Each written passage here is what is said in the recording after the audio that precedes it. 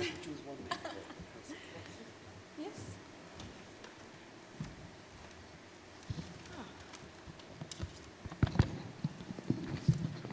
Okay. Super. So, thanks everyone. Thanks Adi. Thanks Vladim.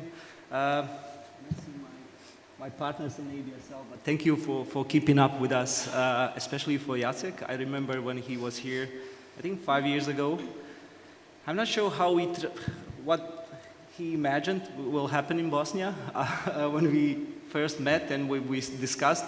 And just to be clear, we did the due diligence for getting the ABSL franchise for almost a year. So that was a struggle, and I know my partners will help with us and all others were involved in this process. It was a real challenge to convince them that we are the location that most probably at some point will become a secondary or complementary. That was the words that we were playing around at that time. Now, hearing Jacek yesterday, seeing you here, seeing partners who are opening and doing business in Bosnia and in the region, I'm convinced this was a great idea. Nobody trusted at the beginning that this will come to this scale. But I'm glad that the topic that I'm quite passionate about, and this is talents, and this is the topic that is attracting all you partners, all the businesses across the Balkan. And I'm glad I was in the beginning of the setting up of the ABSL. So Jacek, thank you for the patience, and don't give up on that. Don't give up from us. Okay, super. So the next stage is to meet our partners in a panel discussion. So I have a very interesting mix of people. And first, I know Felix for a long time. I just met with Elona and Alina, and Alina has two names, so I'm going to shift a little bit from name to name.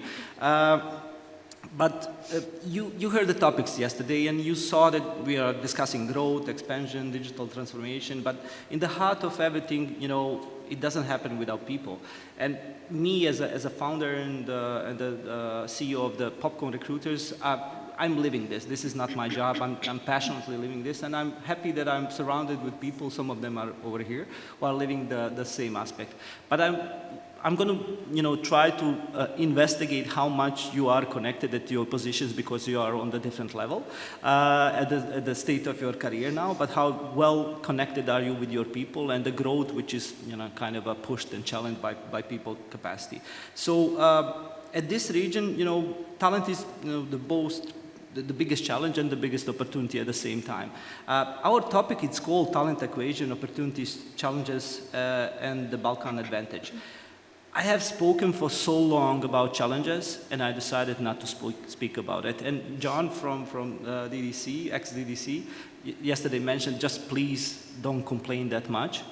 You from Balkans, because you have less issues than Vietnam or Philippines or any other location, but you complain much more. And I said, this is Balkan thing, so we are not unsatisfied, we just like to complain. It's like a coffee thing, you know, sitting and complaining to your family, to your partners. So let's try to be positive as possible, but I know you are, you know, having challenges on day-to-day basis. So I'm gonna start with Alina, and sometimes Andrea. Super. So you are operations director in Europe, where you are now driven by performance, data, people development, and I can imagine this is a full scope of operations that you're. But you started as a call center operator, so you started and progressed from there. So thank you for coming in. I hope you enjoyed in Sarajevo. Beside Alina, we have Elona coming from Albania. So Elona has interesting career path, and now she's challenged. I'm not going to mention, I'm not sure, is this announced already that you're going in? No, it is. Okay, it is. Super. So she mentioned last night, you know, she's going in another direction now, and it's a commercial, which Felix and I enjoy the most. But she was quite passionate about delivering customer experience across the markets, 1,000 and more people in the delivery centers, operational and strategy-wise, but now she's going in commercials. And I told her, you know, commercials are not that bad. At some point, you're most probably going to enjoy it. But I'm going to ask this, Felix, because you're still not there. This guy is selling for almost how much? 20 plus years. Almost 20 years. Yeah. And he was you were in all biggest recruitment companies worldwide, yes? No one is perfect. Yeah, okay, super. So you're now in Manpower.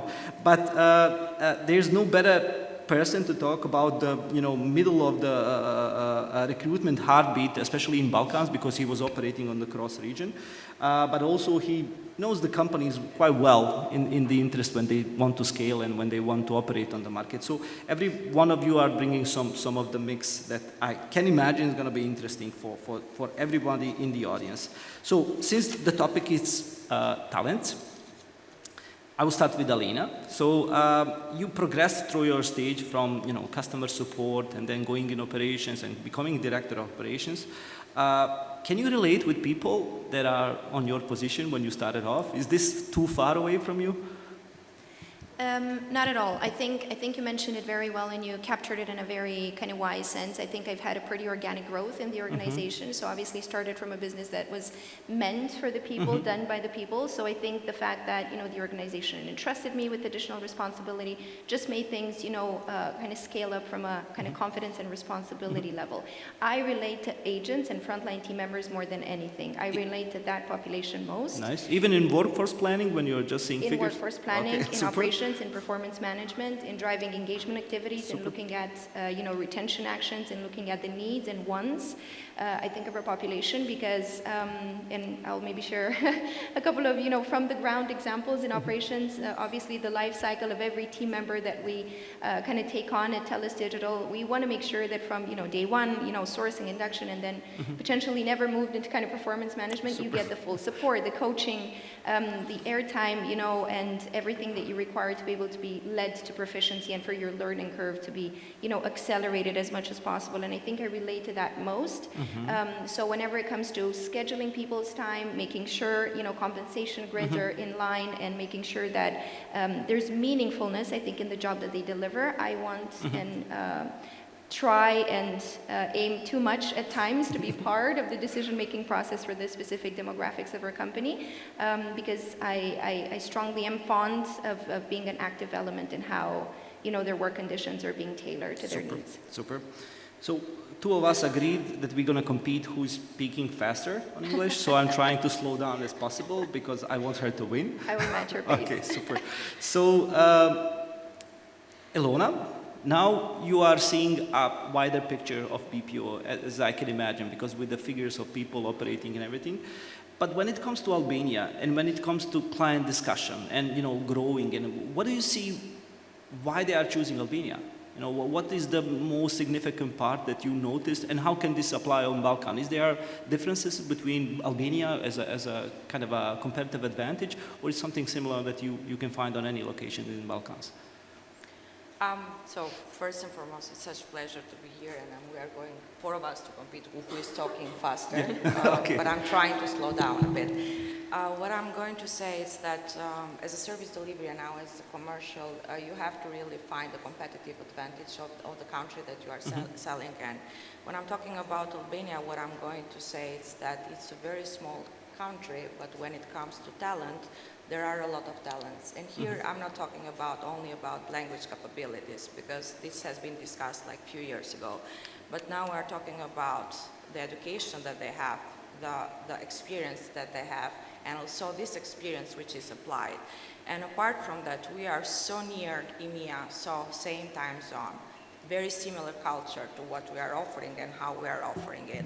Also, you can travel from London directly to Albania, directly from London to Bosnia or everywhere. So for me, there is not a difference between Albania and also Western Balkans. I see that we have quite talents together, and actually, if we are being smart, and I'm sorry, I'm going to use the word smart now, we can be very complementary to each other. Because what you can find in Albania for the BPO or for the GPS, you can find it, or what you cannot find in Albania, you can find in other countries of Balkans, and you can use that as a competitive advantage. So I would use this conference and this gathering, or how we can collaborate more together. I'm coming from the BPO world here, but I'm pretty sure that this can be applied everywhere. So how we can collaborate and add the value and offer it as an added value toward not only, because we were having this discussion, I'm sorry, but I have to go there. We are discussing only about EMEA. No, I don't agree that we are only for EMEA. I think that we can go global. Because now, with everything that is happening with AI, we can go global and we can offer more global services. Super, I fully agree. And this is the guy who can confirm this at least. We are far away from EMEA. You are talking on global level.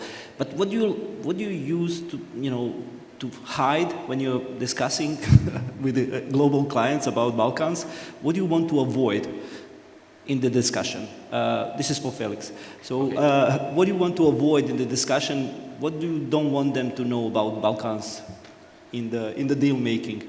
Okay, that's quite an interesting question, because why to avoid to answer to the questions? I think the first and the most important thing when you are dealing with potentially new client is to show the reality in the country. And I think there are more advantages than disadvantages in the area.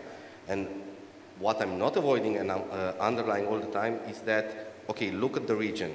Now, on this stage, we are two people from Romania, one from Albania, speaking in Sarajevo about opportunities, challenge, and talents. I think this is one of the biggest advantages of this region. Because yesterday, the speakers, they were speaking about, I think 3 is the magical number now. They were speaking about talent, transformation, and technology. I think we should also speak about availability, adaptability, and affordability for the region. Why availability? Because yesterday there were numbers presented and they were saying there are 230,000 people working in the service in the area. But still, if you're just looking for the demographics of the area, they are, I think, almost 50% of the population under 35, under 40. So this shows a real value for the future in the region. That's one fact about availability. When we are speaking about adaptability in the region, okay, we are competing on the global level because always, let's say, they are benchmarking us maybe with Asia and with the service leaders from Asia. And the big advantage that we are having is that, first of all, our employees, they are speaking at least 2 languages, if you're speaking about support, which is not very common worldwide.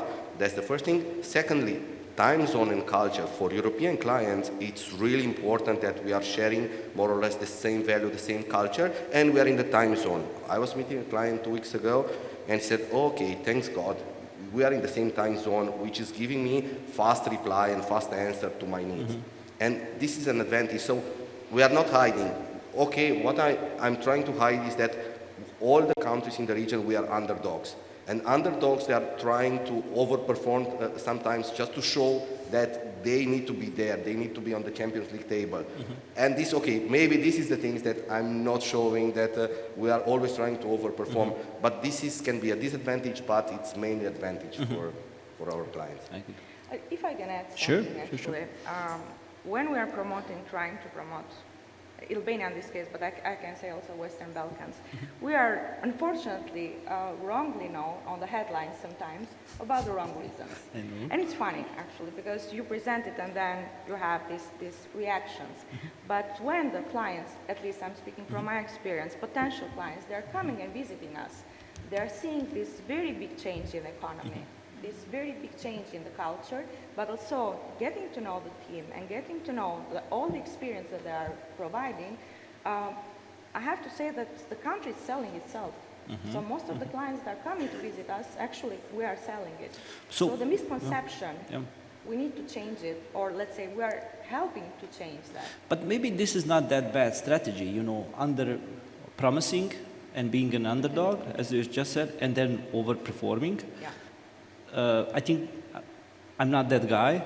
I'm the other way around, and I'm trying to correct myself. No, you are, but you don't know yet. After 40 years, I'm still, using the mantras, change the perspective. But as I see, when they are not expecting that much, they usually get surprised and really inspired in terms of what they can else do on this market, because it starts very low, like a couple of languages, and then in transformation, in terms of technical support and everything else, they acknowledge what we are operating here. And I think it's not that bad strategy, at least. But of course, it's not helping us. But I'm going to move away again from negatives. I'm trying to be positive as much as I can. So. Especially, so Alina, especially from the perspective of this global operations, and you are most probably cooperating with huge companies, and they are trying to align with their operations. Balkan is not that familiar with, following the rules for many reasons, and also administrational-wise, can you really adjust to every request that client is looking at you in terms of, operation excellence, performance? Do you see challenges lowering down the expectations of global businesses according to our standards? Not only in like a labor laws, but operational excellence in delivery and everything else. So you're phrasing this in a very interesting way, because I've seen situations in which challenging the means of the client actually provided better results for the client, so then you're being entrusted with the full delivery of performance, workforce. So overperforming from their expectation. Overperforming just by challenging and then scorching the earth for additional new, creative, different ideas, right? I think our cultural, stamp is that we're super pragmatic. We will deliver and execute, ceaselessly and with kind of not maybe so refined, but very disciplined means, right? So we will get you the job done somehow, but I think along the way, we still want to make sure that we're part of the decision-making process somehow. So obviously from a, I think, delivery perspective, you're trying to ensure that the end result and the outcome-based conversations are happening fluently, but I have seen a lot of situations in which we, as service providers in BPO specifically, we are the eyes and ears in the business of the client, so we're able to just course correct the way they think, the way they strategize, the way they kind of launch the new product. So just acting a little crazy is useful sometimes in operations. Goes in our direction, super. So, but I can imagine operations, you see client as your top domain in context, Yes. Who you need to satisfy. But when it comes to management, are they realistic in aspect what you can do and should do for the client? Are the management aligned with everything? Because I know, and I had great talk with my dear friend Jenan last night from Concentrix. Management can be, overwhelming with the expectations and growth potential. Can you align with management? Because it seems that you are working quite well with companies. Can you align with management in their expectations in terms of growth on each location, on the language and complexity of the services? So alignment between the delivery management teams, right, and the client kind of management teams and decision-making, personas, I think, on the other side, does take a bit of, I think, a journey of getting to know each other. But at a first selling point, if you're just going to embark onto a new portfolio with a client who has very specific, expectations that you're deemed to deliver, I think the first thing you can do is just to take that on and shield yourself with the experience that they bring to the table first, and then start, exploring additional items. Yes, if I'm being completely honest, I think you will. I have, in my line of work, found myself in conversations where challenging to manage simply because the ask was too high, the deadlines were very short, the timelines, the resource allocation was probably not there. But this is the day-to-day in operations, and you have to make it work with whatever you have, I believe. So with situations in which there is shortage at any point in delivery, we have not seen endangered relationships in our contracts just because of that. What we're seeing being endangered, I think, or maybe potential risk of leaving out of, kind of big clients or, big decision makers, I think, in the bigger logos that we operate with in TELUS Digital, I will say. I think mostly has to do with reallocating work in different regions, not necessarily with how we're performing in a specific region, just with the affordability of cost. This is the more accurate and recent conversation rather than performance. This is a great diplomatic answer. I really appreciate it. I know you know this is recorded. You did say we it's have recorded, to be positive. of course. Yeah, super. So, Ilona, you're moving in another direction now. So you were service delivery manager and promising everything can happen, and now you're going to sell this to a client. So who are you selling now? So who are you convincing now? From the moment when you agree on the project, are you now sharing those roles? Are you, understanding both worlds, saying yes to a client and then discussing it with delivery, or you're going to discuss it with delivery first and then discuss it with the client? You really changed all the questions. I know. I told you. So basically, you agreed about this is the off question, script. but I told really you. changed all the questions. But apart from that, I really love the question. I have to say that in all the levels we are selling, operation is selling, because how they are selling, they are doing a great job. If they don't do a great job, then we are not able to deliver to the client. A service deliverer has to sell because he has to be a bridge between what operation is doing and what are the client expectations.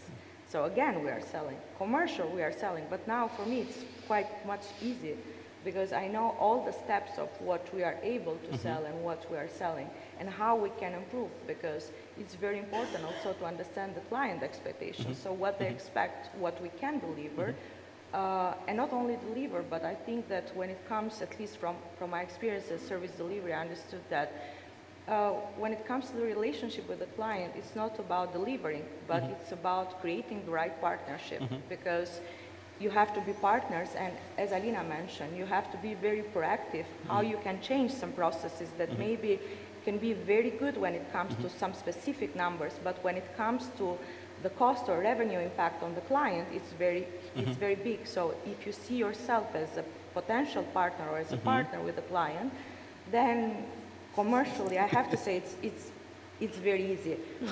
Easy. Oh, I'm going to catch up on this afterwards. But I have to say, taking consideration easy as a concept, but not easy taking consideration all the other competitors that you might have. But you have to see and have to find the right added value, because we have big, small, medium competitors and so on. But I think that there is market for everyone. Super. I'm going to try to ask the same questions, because all your roles are kind of differentiating and impacting your organization in a different way. But if some client approaches to you, let's say Felix, you are the most obvious choice, and he says 200 FTAs, German speakers, 3 months. Okay, so you just start with tough questions. Quite difficult question. Like, I can imagine you're going to sell it, but I'm going to ask them how they will complete the project and deliver it. Then you're asking how I'm selling and how they're going to deliver. Yes, because at the end, I'm doing the easiest part of the job, just telling a story to a client that this is the story, this is how we are doing.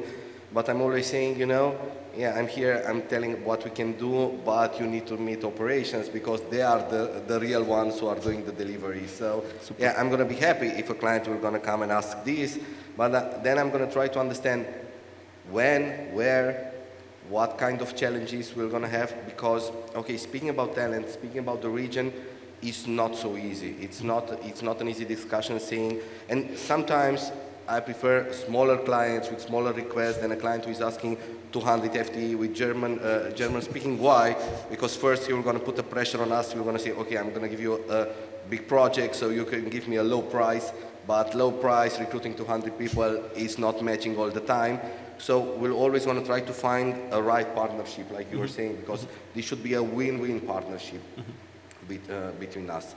And selling can be easy, but then the problem is that one of my finance professor in INSEAD, he was telling to me that the business is over not when you are selling, not when you are signing the contract, not when you are delivering, not when you are invoicing, but when you are collecting the money. But in order to do all of those steps, you need to have a strong delivery behind. And those are the real winners, or the real kings in the company, the ones who can do the deliver. How you are doing delivering, what solution you are proposing to the client, that's also a different topic, because sometimes we are so focused from the sales perspective just to sell to the client that we are not seeing anything else behind. We are not proposing alternative solution. We are not proposing maybe even internally upskilling or cross-skilling for our internal employees. We just want to deliver to the client, and from our perspective, we just want to deliver the contract, to sign the contract. So it's a different topic, and what we are trying to do, we are always to try to mix and involve all the departments in this process. It's not only about sales, and sales should not just sell it. We just need to see, can we do it, how we're going to do it, what are the steps that we need to do, what are the steps maybe the client needs to do, because sometimes employer branding, it's really important. It's really important to understand how the client is positioned, how we can help to change, and what's going to be the next step in this. So it's not always nice to receive a request of 200 German speaker orders, but it's a yes. It's a yes, okay, always. Super. So we were going to act as a company, and we have a sales guy. He just sold 200 FTAs, and we came to Elona. So Elona, we said, okay, we sold 200 FTAs. you as a service delivery manager, what is your opinion about his pitch to a client? What is the next step for you? I want to get closer to the audience. How do you operate in the usual environment? And when the guy sells 200 FTAs, what is your first thought and how do you operate after that? I mean, honestly, I think that we are lying that we would not be happy to sell 200 FTEs. We are all happy to sell. Let's be clear there. I think that everyone would be happy. Okay, super. The idea is that what we can... sorry, thank you. Super. Oh, have you heard me so far? Or? They just heard you for first time. So until now, it was just us sitting here. I was talking to myself. No worries. No, I was saying that it's very good to sell. But the idea is that you have to find. So you have. I fully understand, and I fully agree that you have to be honest with yourself in case that you can provide to the client not only the number, but if you can provide to the client the talent. Because one thing is to have the deal, and one thing is to have a very long partnership in the future. So after that selling point, yeah. That selling point, you have to be prepared, and you have to be very agile and proactive in preparing. What is your first reaction? Is it, okay, let's use some of the resources already in the company, or let's go crazy with the recruitment campaigns, call some popcorn company to help you out, or whatever? Well, in our case, it's first search inside, so within the company. Because it's very important first to give to the people, the talent that you have inside, the proper vision that they can grow, and by growing it means that they can create different experiences within different industries, because that is also a growth, because different skills can be improved. Second, in case that we need more, we are going to go with different marketing campaigns that we are going to find. But we need to be very clear and align with the clients, which are the clients' expectations, because for me, the Balkans are not anymore about headcounts. For me, how I see the Western Balkans, for the BPO side, I see that as an elite service. So elite? This is how I see. I might be very positive. Jacek, you heard this? I think that we can be a very elite service. We shouldn't compete with scalability, because we have South Africa, we have Philippines, we have Vietnam, we have India, and so on. But we have very, very good people. We have very skilled talents. We need to work on upskilling, but that I'm pretty sure that this is going to be another question. And I just answered. But we need also to define and also position ourselves. Super. And we came to Alina now. Just Everything. One thing, just sure. related with what Elona was saying. Looking inside for the talents that you have in your own database, I think it's really one of the most important part. Do you know which is one of the most successful business from ABDA point of view in the region? Job portals. Why job portals? Because the first reaction of every consultant is just to post a new job advertising. Instead of looking internally in database what we are having, what we can do the upskilling and cross-skilling, what they are doing, just putting a new advertise. So what the job portals are doing, they just increase the prices, they just change the business model, subscription and everything. And one thing when we are selling and we are dealing with the operation should be also this part, okay, how we're going to do the process. First, let's look inside, because maybe you just have a quite good database because you run the same recruitment 6 months before, 3 months before. Why we should not use it? So totally agree with you that we should look internally first. Super.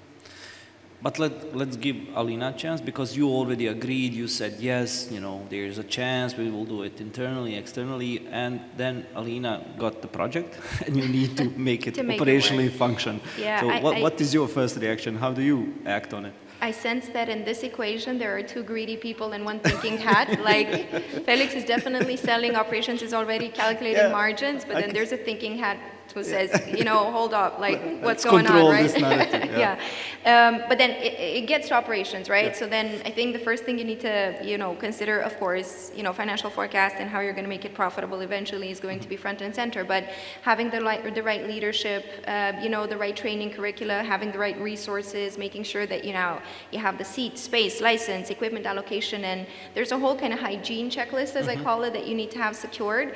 But I think initially, personally, my main concern as an operations, director is the client. What is this client looking for me, for the team, for the company to deliver? What are they chasing first? And that's what you're, I think, organically supposed to be chasing. So in this situation, yes, I would definitely say big yes. Yeah. I tend to agree with sales first, but then they do tend to over-promise sometimes. I know. But yeah, I think I can that's relate. a bit of I the can dynamic. relate to that. Super. So we sold a project of 200 FTAs, Yeah. German speakers, and then you come to the market. Let's say we came to the market. And let's kind of dig deep in this talent aspect, is because the topic is talent, and I managed to shift you away from your regular positions, and then we came to the market. Are you really looking at the whole market as it, let's say from Tails' perspective, or you immediately know when they say Germany is going to be one location? So how do you see these markets? How well aware of you of the capacity of the markets you are, because you are operating on several markets?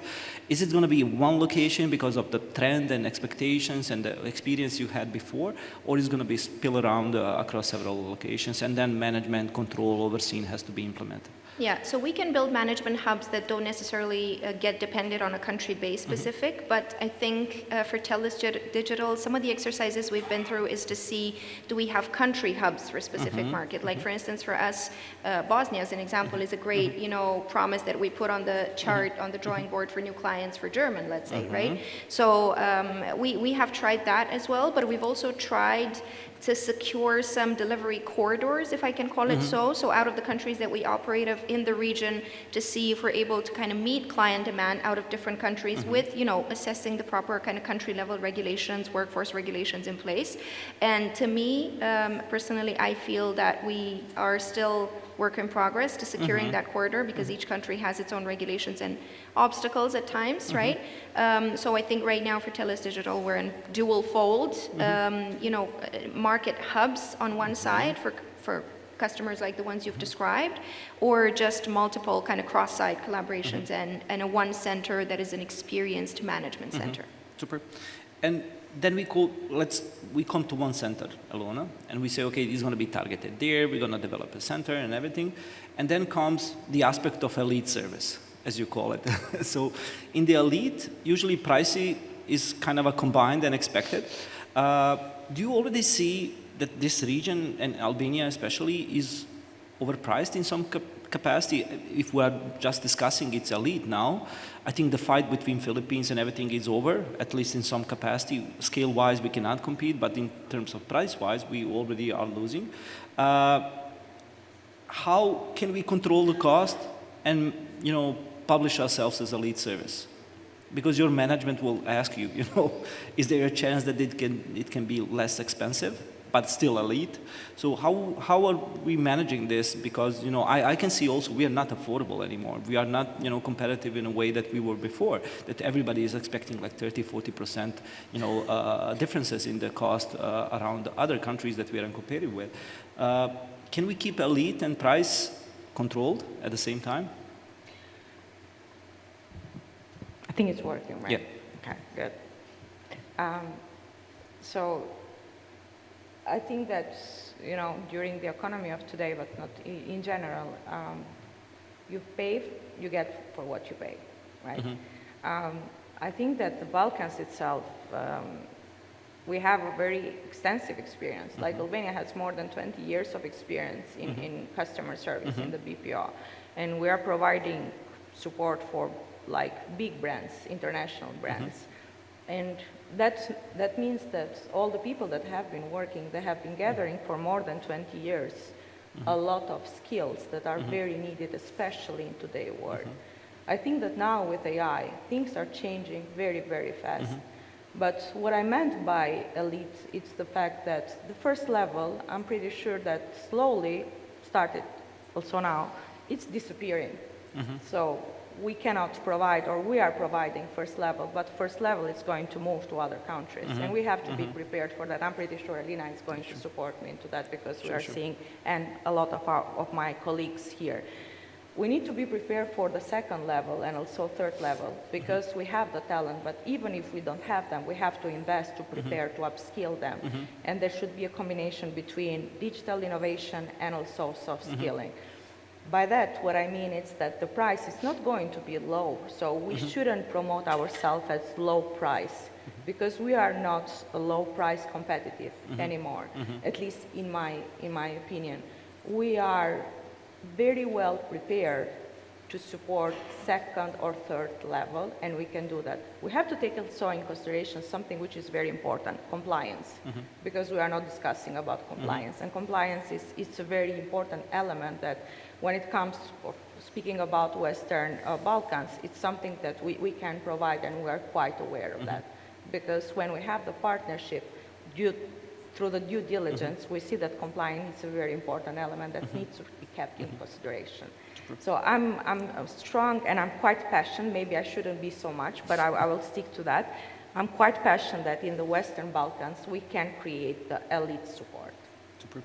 I agree. I'm trying to sell it as much as I can. I'm not always convincing, but I'm saying, okay, yeah, there is a price and there is a reason behind this price, especially if we talk about talents who are... And if I can, just to add something, we need to consider it, and we need, when talking to our clients or partners, not clients, sorry, a lifetime value of their customers. We are not supporting, we are not just offering them customer support. Actually, we're helping them how they can increase their lifetime value, so how they can increase their revenue. We are a partner. We are not just similar or simple BPO.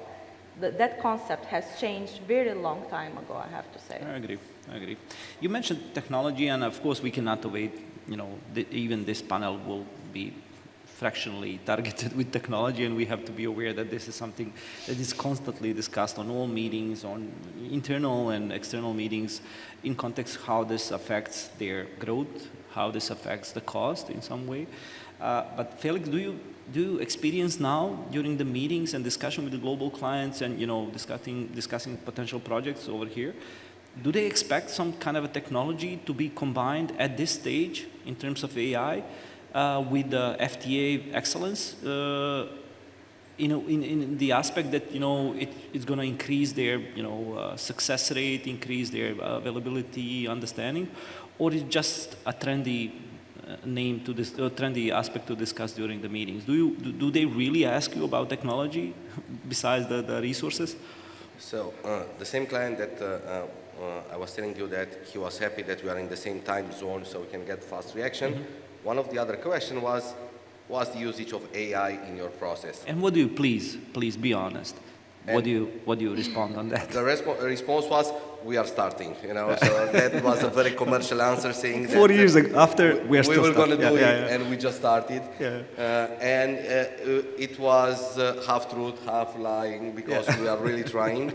But speaking about AI, I think it's a broader discussion, and I know that people now, they are seeing AI as a potential threat, but it's not the first time that is happening in the history of the humanity. So in 1830, a guy called Timonier just invented the sewing machine, which was a revolution for the sewing activity that he was doing. But guess what? Next year, 1831, his shop was set on fire by his own employees because they were sure that they were going to be without jobs.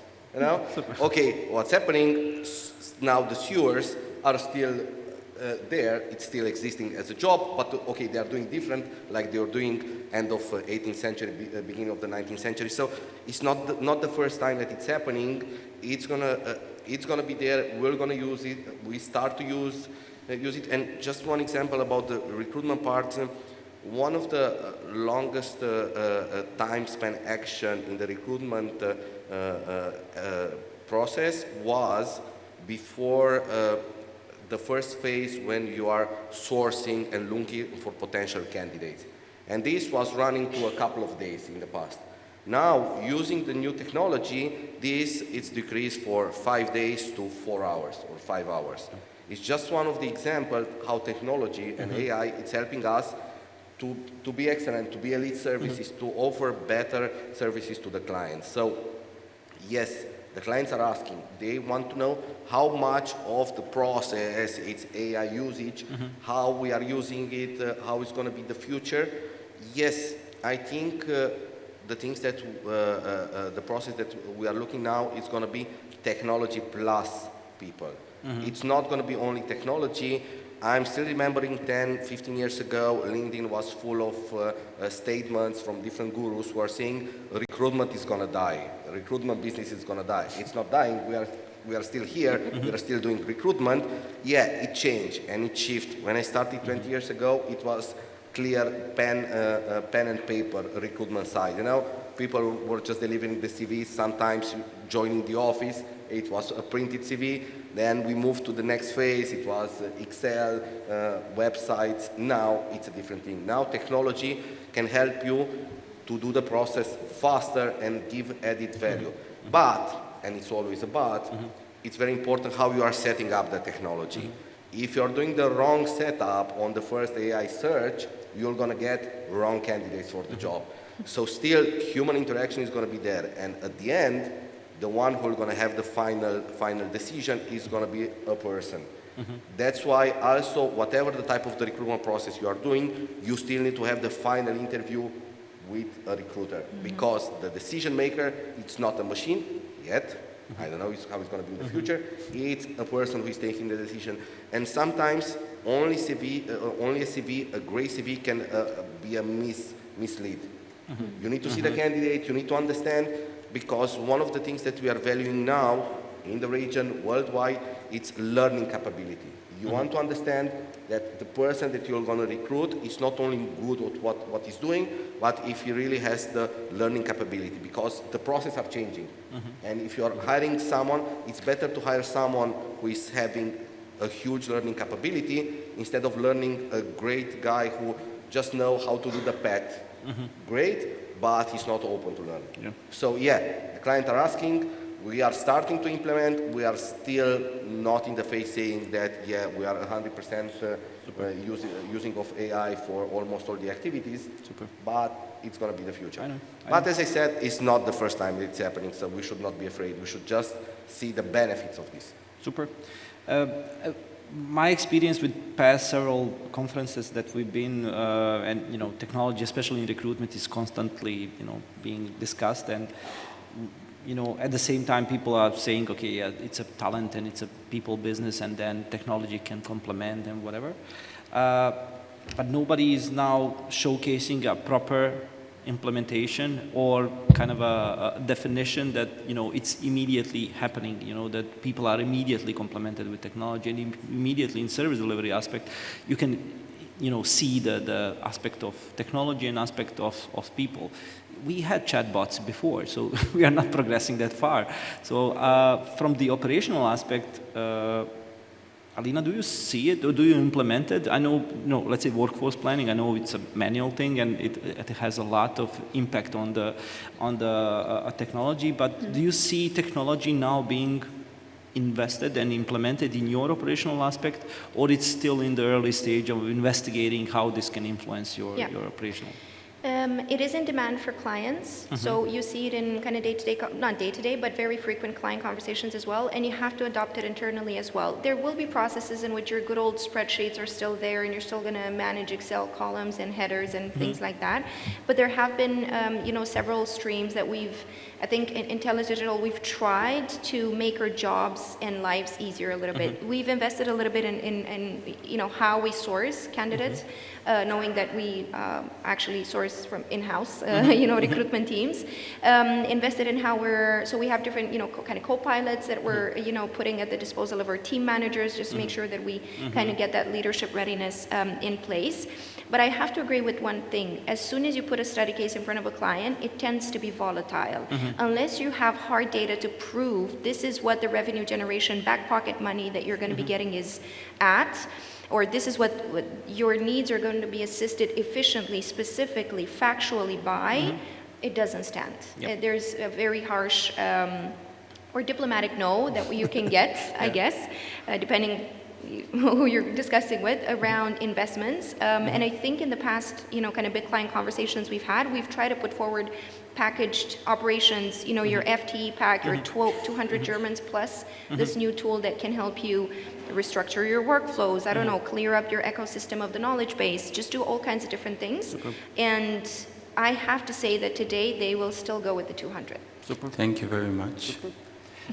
Please, Adi, I know you have to interrupt me, but Elona was so passionate about technology, I have to ask her a question. We have one question, then we have to Please, ask our audience because, as well. you know, she's so passionate about He's it. blaming me for taking No. time, but I'm going to take this So, one. and Elona, please, I know you were waiting for this question, technology-wise. So what do you see is happening in technology in service delivery? And do you really think that it needs to be implemented with something that is already existing, or you're also exploring the technology developed by yourself or internally that can be implemented in the service delivery that you're operating? First and foremost, I love technology. I really love, and I don't think that it's going to substitute the human impact. We need to adapt. It's something that we have been discussing, as Felix mentioned. So we shouldn't be afraid. We should be very open to accept that. We are doing different tests. I'm coming from the company. Access Digital, for us, has been a DNA for more than 15 years, so I'm used with digital innovation and transformation. So we have done a lot of products, but we, as Alina mentioned, one solution fits all should not be applied. Yep. So we are working on more tailored solutions because everyone is talking about AI now. But quite few are having very, very well prepared digital innovation solution and so on. So what we are doing, we have few that we have been working and going through them, and I'm quite happy to showcase them. I'm glad. So though I'm risking that most probably I will never be called as a moderator because I managed to avoid all of the questions that I prepared them for, but I find a way that to pull out everything that you're experiencing in your day-to-day job and your aspect of operations. So thank you for being my guest. Sorry for not asking the questions that you were expecting, but I think the audience deserves to meet you properly as you are. So thank you once again. Thanks, everyone. Thank you once again. Now we'll turn to our audience. We have time for approximately 2 questions from the audience, so please raise your hand and the mic will be at your station as soon as possible. If you're not going to ask any question, we're just going to continue speaking, so please ask at least one question so then we can finish. Yes, we have one question over here. This is Selma. I think she did this last conference also. Is it Selma? Yes. Yes, she did it. Super. Can you hear me? Yep. Yes. Hi, yes, I do this again. So I'm Selma, I come from Helvetas, and I just have a brief question, which might be a tough one, but maybe just a quick reflection. So in the world of changes now, very, very rapid changes, where we are all uncertain of predictions what's going to happen with the workforce in 1, 2, 3, 5 years, do your companies have some sort of decision or way forward in terms of upskilling, reskilling, and investing in your talents? Are there some core 1 or 2 core areas in which you see the investment in talent and developing your workforce will be the most important? This can be Alina, I think. Yeah, I can take that, a part of that one. So I think if I speak for TELUS Digital, I think something that we're trying to embed into early stages of joining us is to make sure that we're giving access to self-paced educational elements. Like, what is a co-pilot? Like the stuff that we built in-house and how they can, genuinely kind of use it independently, right? That's one. I think that the way the upskilling concept should be and what we're taking small steps to drive, we need to drive better AI literacy across the entire BPO, be that it's customer support, be that it's, just anything that we're doing in BPO today, because we're seeing a bit of a shift. So if all of the big volume transactional work is going to a more affordable place, what do we have left? We have to have left our cultural density or multi-language kind of bench that we're sitting on. The fact that we're pragmatic, we execute, we deliver the results, but that's still not going to be enough. So unless we get AI literacy and education kind of back on the ground, independent, that this is frontline agents, the frontline level 1 kind of team manager, operations directors, sales, all of the support departments that are kind of driving the revenue and the stability of the businesses. So what we're doing right now is to ensure that even with self-paced platforms that we put at the disposal of every single new employee in TELUS, we provide that accessibility up to even checking the readership levels and to the adoption levels of our managers with newly implemented programs. So this is sometimes, because curiosity is not always innate, operationally I have had to chase adoption of new tools and drive curiosity in these elements, and we're seeing results of that. More questions, more discovery techniques from our people, challenging how we're doing things, just making sure that we're exploring as many opportunities as possible. So we're not where we're supposed to be, but we are taking kind of granular steps to get there from, level, I think, frontline 1 to even kind of senior roles as well. Thank you. Do we have any more questions from the audience? Okay. Thank you very much to our panelists and to Benjamin for being the host of this panel discussion. Going off script, yeah. Super. Thanks, everyone. Thank you.